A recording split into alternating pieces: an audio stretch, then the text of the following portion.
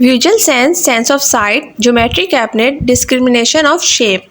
आज मैं आपको बताऊंगी ज्योमेट्री कैबिनेट किस तरह के होते हैं और उनका क्या इस्तेमाल होता है।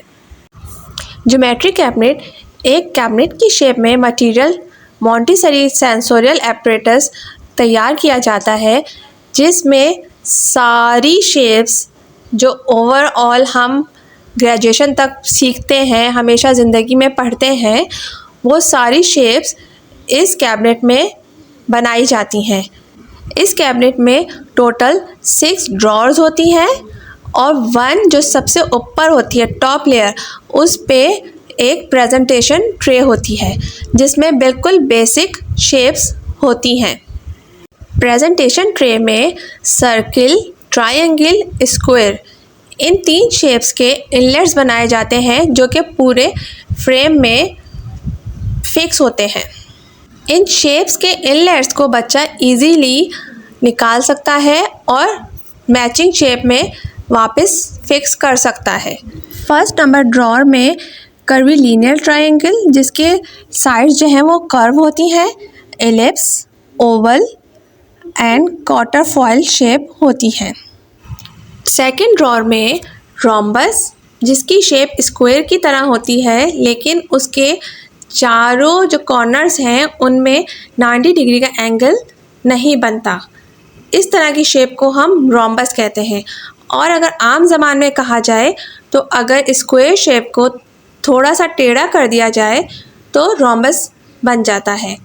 सेकंड पैरेललोग्राम, जो रेक्टेंगल को थोड़ा सा हम टेढ़ा कर दें तो पैरेललोग्राम बन जाता है, ठीक है।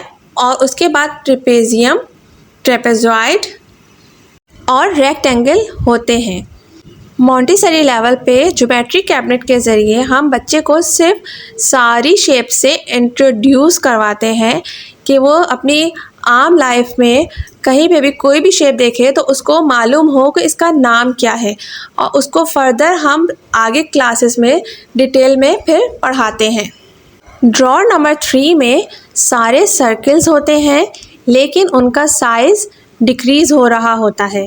उनका डायामीटर जो है वो एक कॉर्नर से दूसरे कॉर्नर तक हम जो भी लेंथ मेजर करें उसको हम कहते हैं डायामीटर। तो जब डायामीटर उन सर्कल्स का डिक्रीज़ हो रहा होता है लेकिन होते सारे ही सारे सर्कल्स हैं, सिर्फ बच्चे को ये बताने के लिए, कॉन्सेप्ट क्लियर करने के लिए कि सर्कल बड़ा हो या छोटा हो, दायरा जो है हम ड्रॉ करें वो बड़ा हो या छोटा हो, वो रहेगा सर्किल ही, वो कोई और शेप नहीं बन जाएगा। ड्रॉर नंबर 4 में एक स्क्वायर शेप होती है, बाकी सारे रेक्टेंगल शेप्स के होते हैं। सिर्फ बच्चे को ये कॉन्सेप्ट देने के लिए कि अगर हम स्क्वायर की 2 साइड्स को थोड़ा लेंथ वाइज लंबा कर दें तो वो एक नई शेप में कन्वर्ट हो जाता है जिस शेप को हम कहते हैं रेक्टेंगल। लेकिन चारों एंगल्स जो हैं वो 90 डिग्रीज़ के ही रहते हैं। ड्रॉर नंबर 5 में सबसे पहली शेप होती है राइट एंगल ट्रायंगल जिसका एक एंगल ज़रूरी है कि 90 डिग्रीज़ का हो और 90 डिग्री का एंगल उसी सूरत में होगा जब राइट एंगल की 2 साइड्स आपस में परपेंडिकुलर हो।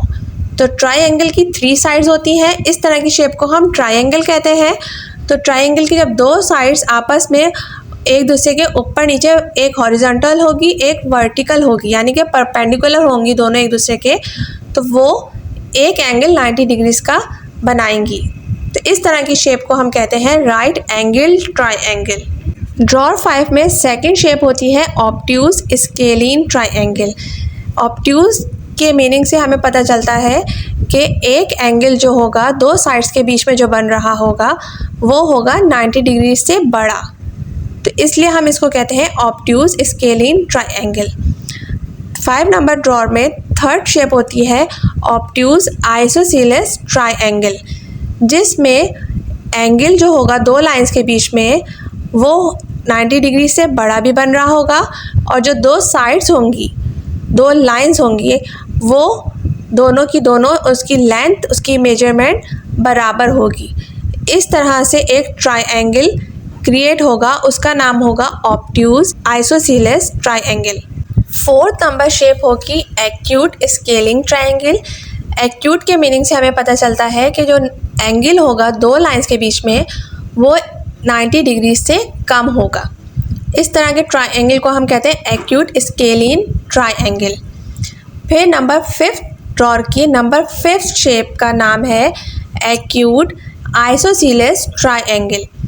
आइसोसेलेस से हमें पता चलता है जिसकी ट्रायंगल की दो साइड्स बराबर हों मेजरमेंट के हिसाब से और उनके बीच में एंगल जो बने वो बने एक्यूट। एक्यूट के मीनिंग जो 90 डिग्री से कम एंगल की मेजरमेंट के एंगल हों उनको कहते हैं acute angle. 5th number draw की लास्ट शेप का नाम है आइसोसेलेस ट्रायंगल, जिसमें दो साइड्स की मेजरमेंट इक्वल होगी। एक और ट्रायंगल होता है जिसको हम कहते हैं इक्विलेटरल ट्रायंगल। उसकी सारी साइड्स और सारे एंगल्स इक्वल होते हैं। ड्रॉ नंबर 6 में सारे पॉलीगॉन्स होंगे। पेंटागन जिसकी 5 साइड्स होती हैं शेप की, हेक्सागन जिस शेप में 6 साइड्स हों, हेप्टागन 7 साइड्स हों, ऑक्टागन जिसमें 8 साइड्स हों, नैनोगन जिसमें 9 साइड्स हों और डेकागन जिसमें 10 साइड्स हों शेप की। ये सारे होते हैं पॉलीगॉन्स। ओके, नेक्स्ट वीडियो में हम ज्योमेट्री कैबिनेट्स की थ्योरी वर्क सीखेंगे।